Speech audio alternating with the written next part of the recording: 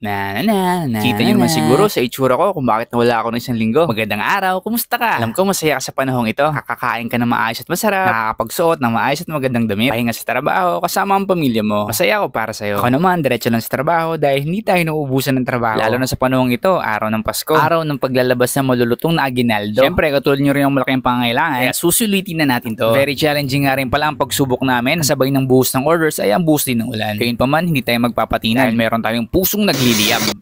Siripit, tulang bajing, kacap. Kahit gabi nga nagtatrabaho pa rin itong si Marikit. Rock and roll to the earth. Dami nga nagawa. Sa gabi na lang kami nakakain ng maayos-ayos. Oo, masikip. Yung lamesa, maliit. Ang mahalaga naman salo-salo kami magkakapatid. Kapag kasama ang kasama, magkasama kayo magkakasama. Ano daw? Anong oras na? Bilisan mo na. Yung mga bilao, tapusin mo na. Okay. Iko'y magtiwala si Papa Kips ang bahala. Magtitimpla syempre tayo ng paborito nating kape. At huwag kang mag-alala, decaffeinated yan pre. Makakatulog ka kahit sa gabi. At kung kailangan mo ng lakas, huwag kang malungkot. Dahil bibigyan kayo ng energy. Oy, tulog na!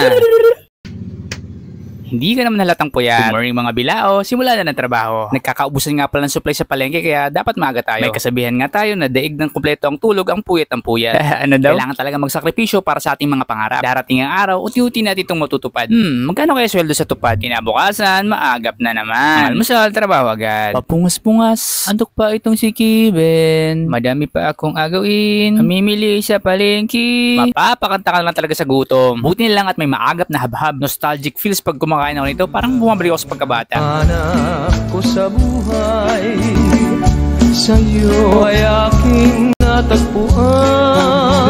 Sarap sa pakiramdam na meron ka masisipag na mga kasama. Kahit mabigat, ang dala-dala, gumagaan pag nandyan sila. Smiling face pa yan kahit pagod na pagod na. Ang resulta, masarap na pagsasama. Gaya nitong bihon Shanghai at chicken wings na malasa. Parang araw-araw fiesta. Sa dami ng ganap nila. Di na rin ako magtataka kung pati ikaw matatakam sa mga order nila. Totoo lang, ang hirap mag-edit ng gutom pag ganito ang nakikita. Pero mas mahirap kumita ng hindi nakikita yung kinikita mo. Nakikita mo ba yung nakikita ko? Oy, dumilat ka. Ito nga pala yung pagsasalu-saluhan namin. Isang pasasalamat para sa mga taong tumutulong sa amin. Simple lang itong aming selebrasyon para maidaos itong okasyon. Ang mahalaga naman, sama-sama, masaya. Hey! Alam nyo ba kung anong mas masarap sa tinolang manok? Eh di ang matulog. Kaya't hanggang dito na lang. Comment nyo naman, sweet dreams. Paalam!